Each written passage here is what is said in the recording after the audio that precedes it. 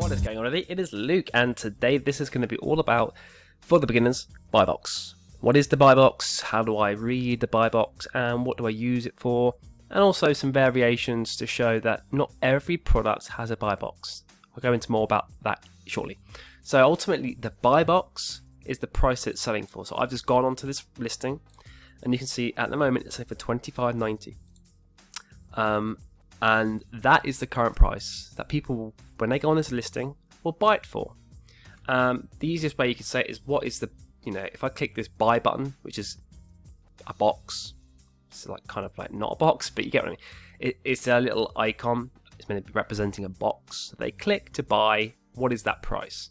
And again, you can check it there. It says, obviously, if I buy this now, imagine this is the buy box. So whatever this is, that is currently what the price of the buy box is, and that's what you would use as your reference price to sell it at. So you would basically go, okay, $25.90, and that's what you would kind of use roughly. As a beginner, that's what you would do, and you would go, okay, let's have a look. Do I make any money? This is an example here. Currently, now that is $15.70 price.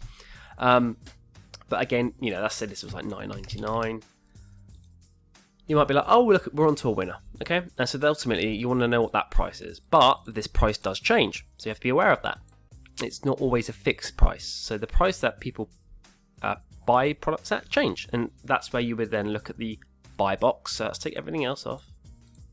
This is the current buy box line. So you can see if I hover over it, it says buy box $22.99, and it fluctuates a bit. $23.50, $22.45, and you can go back as long as you want in terms of historical data and have a look. So you can see, it's been up at 28 quid, it's been up here at £28, it's been at $29.99. And it moves, and that is going to happen all the time. The prices move, and you might go, well, what's happening here? So obviously, when there's not many sellers down here, this is just this bit of data here is just the number of sellers. New offer count means number of sellers. When there's 7 sellers, the price is higher because there's less people. So you're able to keep that price higher. But where there's more competition, let's say I've got 100 units of this and it's got expiry dates or something, and I have to sell them relatively quickly, I'm not going to be looking to hold out to sell it at 28. I might be happy to sell it at 21 or whatever, and it just depends on what you buy it for, of course. But if I'm making like £2 profit instead of £4, but I need to sell like 100 units because it's going to expire, so I have to sell it at a little bit cheaper. Because obviously, if it's cheaper, there's going to be more sales because it's obviously the customer can buy it for less. So that's the correlation between why the buy box moves up and down. Usually, as the sellers' numbers drop, so you can see here it's the lowest for like a while. The price is $25.98, and as it rises again, the 26 sellers from 14 or 12, it will keep doing that. Historically, you can go and check. Right at the beginning of a listing is probably not very good. I would never use that. I just normally look about a year. But it normally defaults at $3. And you can see it's pretty much stagnant, and it's about $22.99. So even though it is selling at $25.90, and you might be able to buy it now and make some decent money on it, I would always assume that the buy box roughly might end up going down to about $22.99.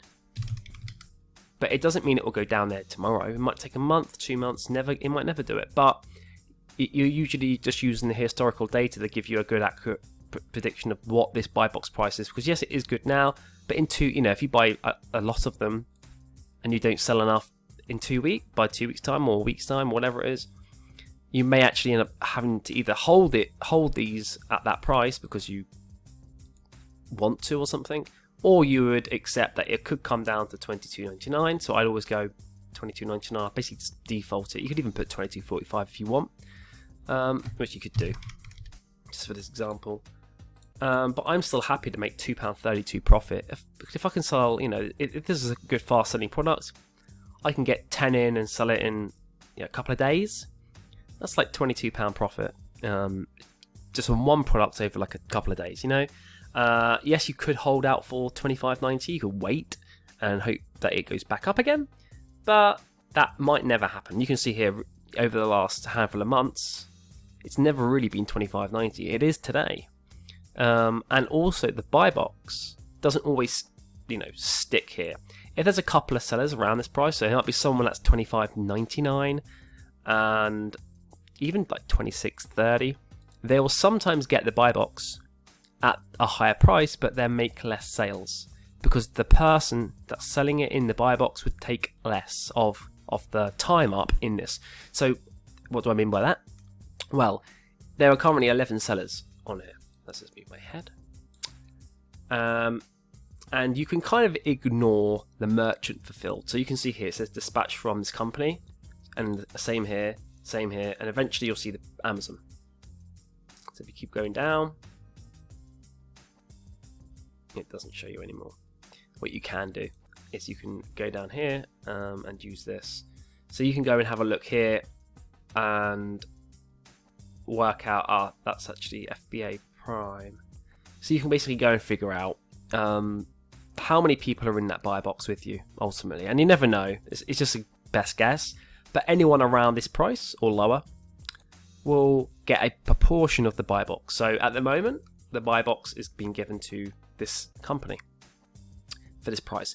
Let's say there was just 2 of you. This is an example. And you were both at this price. There was 2 of you. You would pretty much get 50-50. So 50% of the day would be me in the buy box selling it, and the other half of the day would be them. And it would rotate. It's done random. It's done by an algorithm which you just don't understand. There's no predictions to that. It could be 3 minutes every so often. It could be 10 minutes here, 2 minutes here, but you'll basically roughly get a split proportion of the buy box. And of course, with more people that enter, you'll get less of the daily buy box. But on a fast seller, it doesn't always matter so much. And that's why you've got to sometimes just get by test batch and give it a go and really see what a product could sell, because there's not an exact science to it. And that is what it is. So that's how you get the buy box. You have to be competitive at the price.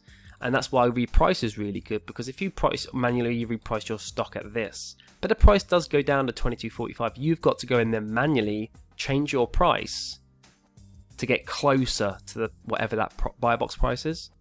And obviously, if you're holding it at this price and it goes down to $22.45, you probably won't get the buy box. Or if you do, it'd be like, very, very little. It'd be like 1% of the day instead of maybe 30% if you were actually at the buy box price.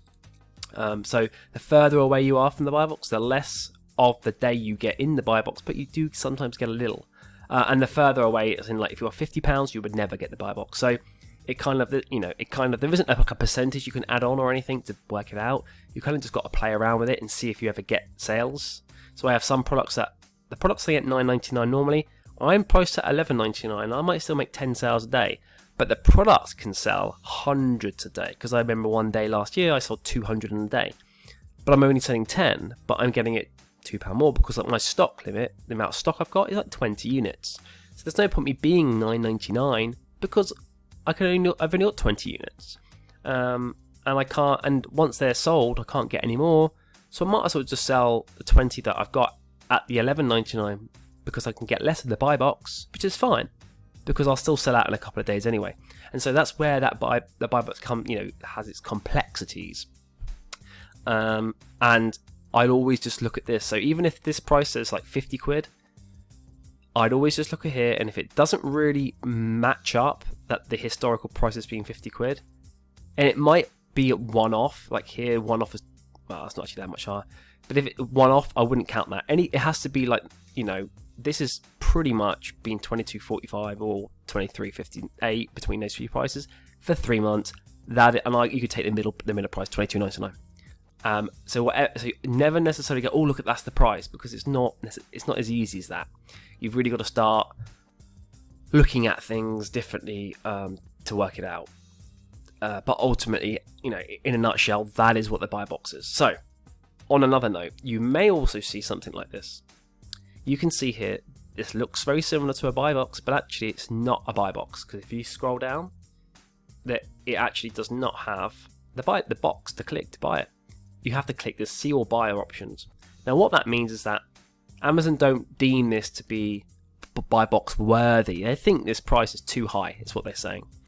But a lot of people might not be able to sell it cheaper because the Amazon fees obviously eat up a lot of the profit. So what do? People that want to buy this product have to click this button and then actually click here. Now this is a product without a buy box, and you can't really go ahead and predict how much of the daily sales you'll get because you're not actually you're not rotating within that system and sharing that product page, that buy box, because there isn't one. So sellers have to come in here and literally look at the top one, usually the cheapest, and buy. What that does is it drives every seller that's below to be cheaper, because obviously people are going to come in, that's going to be the cheapest, they're going to click add to basket. And so there's no rotation. It actually promote people being cheaper because they want to show up higher up on this list and get the sales. And so that's why products without a buy box are a little bit more risky, and I'll probably stay away from them as a beginner because you don't really know the sales or the price of the product that it's going to be because of what I've just told you.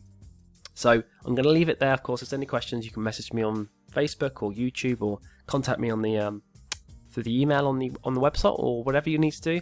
But in a nutshell, that is what the buy box is, and some slight variations on what to look out for in not just knowing what it is, but how to interpret it and read what the buy box can be used for to calculate. So yeah, hopefully you liked it, and see you on the next one.